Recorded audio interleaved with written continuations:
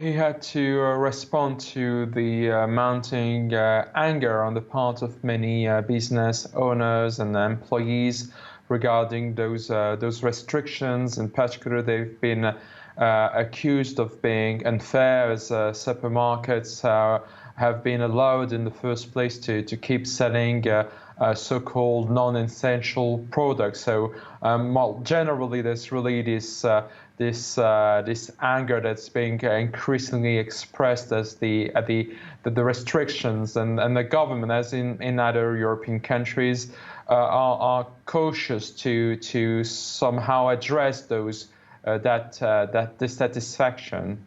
Do you think he did an adequate job of explaining why certain businesses have been forced to close and others have not?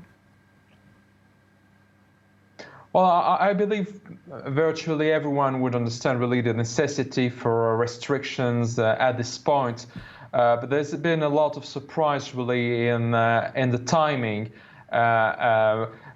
Many people expected restrictions to be put in place as early as September, but in a much lighter form. So now we end up having this lockdown at the end of October, beginning of November, and with very severe restrictions. And unlike in other countries, many business owners were not really warned even days in advance. They were given the details of the lockdown measures just hours before it was actually implemented. So there's certainly a lot of anger at the method, the approach that has been followed, not necessarily really at the very idea of the lockdown itself. Of course, everyone is very unhappy about that in general, but there's certainly a great deal of improvement that can be made really in the way it is explained and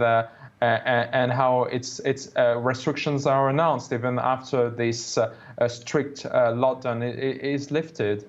Now, for now, we know the lockdown will last until the end of the month. Do we have any idea how much the French economy will suffer?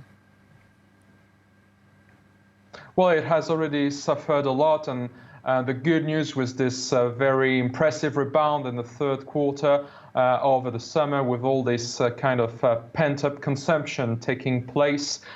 Still, despite this rebound, the economic activity was still about 4% lower than last year at the same time, and the government is expecting a recession along the lines of 11% for this year.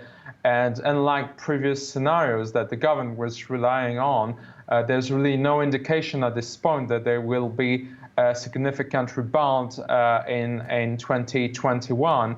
The lockdown might be somehow lifted at the beginning of next month. That's not even sure, but still restrictions will remain in place, and economic activity will be greatly affected. So there's really no significant rebound in sight as far as the winter is concerned, I'm afraid.